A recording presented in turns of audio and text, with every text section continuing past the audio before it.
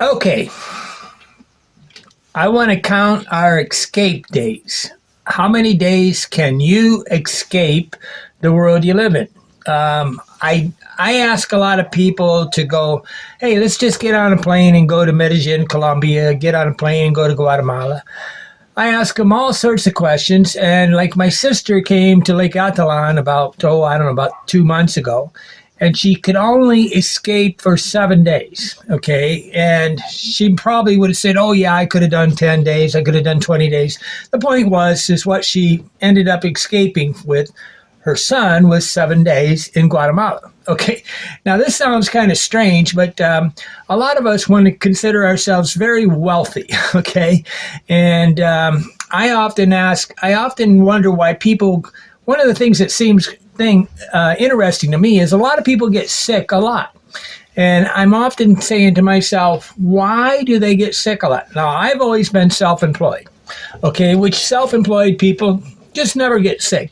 There's really no benefit in losing money for yourself, okay? But if you're in the military I see this happen a lot with military men. If you're in the military, if you're working at a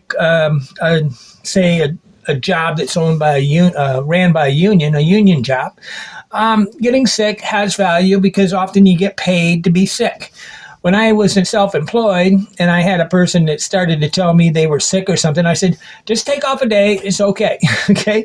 I don't really want to hear the story on why you're taking the day off. I don't want to have anybody ever tell me a lie. And so, but sometimes I think the lies bleed into reality and reality bleeds into lies. Okay. But what are we doing when we take off a day for being sick? We're taking an escape day, okay? But how many, I've written the first 100 newsletters I ever wrote almost 20 some years ago. I would say, plan your escape, okay? And I really do believe that people must plan their escape. But I have 2 or 3 friends where we're planning trips one was planning a trip to Kazakhstan and the Stan brothers, the Turkmenistan and Kyrgyzstan and all these different places. We'd go from Georgia to Kazakhstan by land, okay?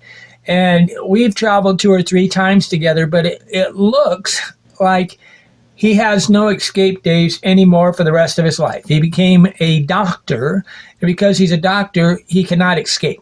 So when I say, how many days can you escape, I'm asking you, if, for example, we just wanted to take the weekend off and go 2 days someplace, could you do it? Now, I understand that, like a beautiful girl asks you and you really make it work, okay? Some men, if a woman asked them or their best friend asked them, they do it. But I, as I get older, one of the things that's positive is almost none of my friends can even spare, they can barely go to lunch. So a lot of people say, why do you travel? And I said, well, it was really easy to get people to, when I was 20 years old, if I sit there and said to 2 or 3 of my friends, let's go to the beach or let's go to the Myrtle Beach or let's go to Florida, it was easy to get them to escape for a week, okay? And now as we get older, the family commitments, whatever, I said, why would I want to stay in Indiana if my friends can only meet with me like once a month, okay? I have a couple friends that will get together for lunch, okay, during the week, during business hours, and it's really not worth staying in country. So if none of your friends will escape with you for at least lunch, but to try to imagine a friend's, if we weighed all our friends and we say, how many of you start asking a bunch of friends, how many days can you leave before you go broke? That's a good question, right? How many days can you leave your job before you go broke? How many days before your business fails if you're not there? How many days can you leave before the next doctor's appointment? And this is always annoying to me because most of my friends, they really can't travel ever after they're about 50 because they have a monthly assignment to go to the doctor. I don't know what to say, right? The minute that you get a monthly appointment to the doctor, your life is over, okay? It's just, to me, it's the end of things. The minute that you have more than 3 prescription drugs that you take on a regular basis, it's the signal of the end of life. Okay, so avoid these things. Okay, I take no medicines daily. Well, I guess I'm taking aspirin now daily because my knees hurt.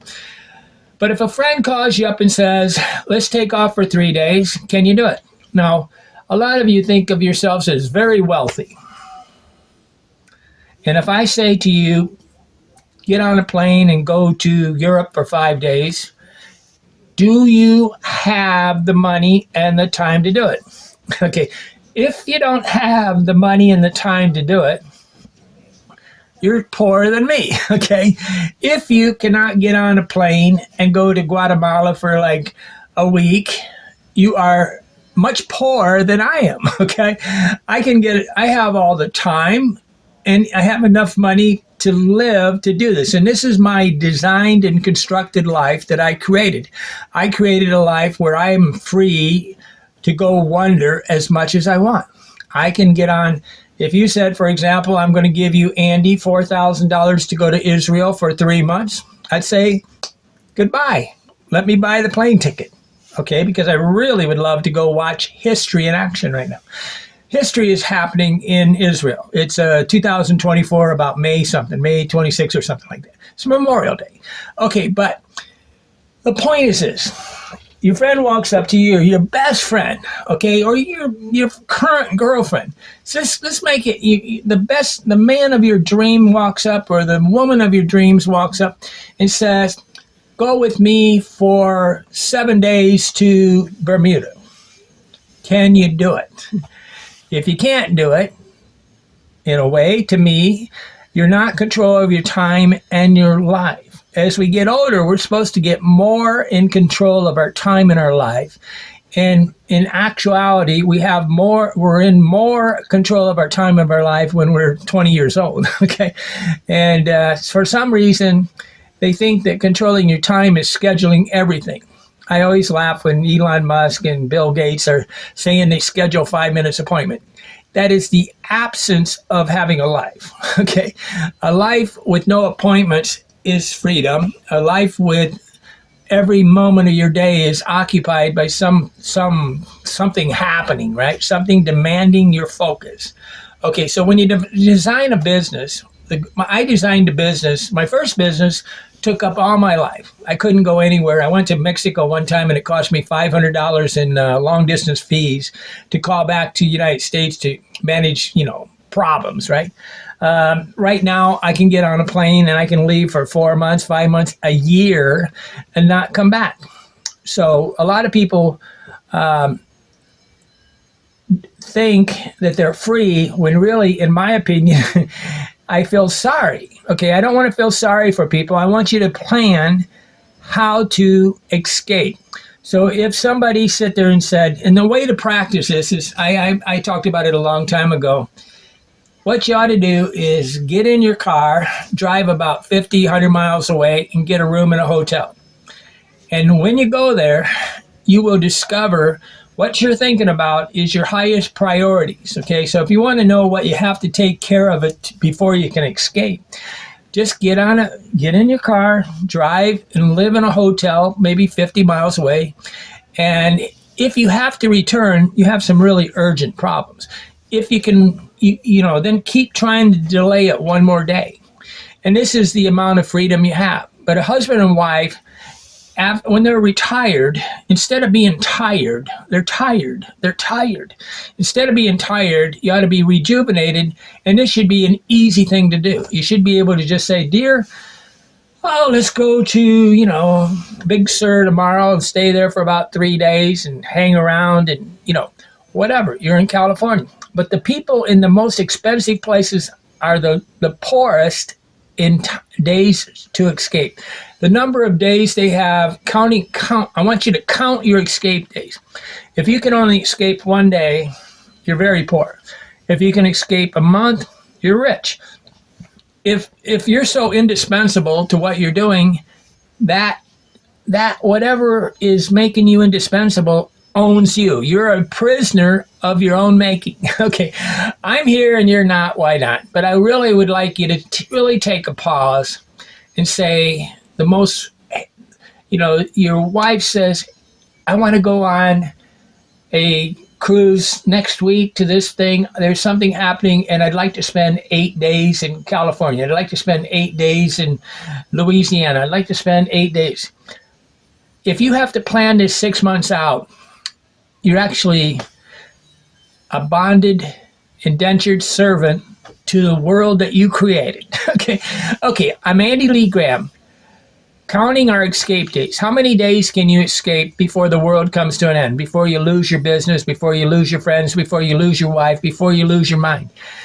And some of you are going to die walking down the road because you can't plan your escape.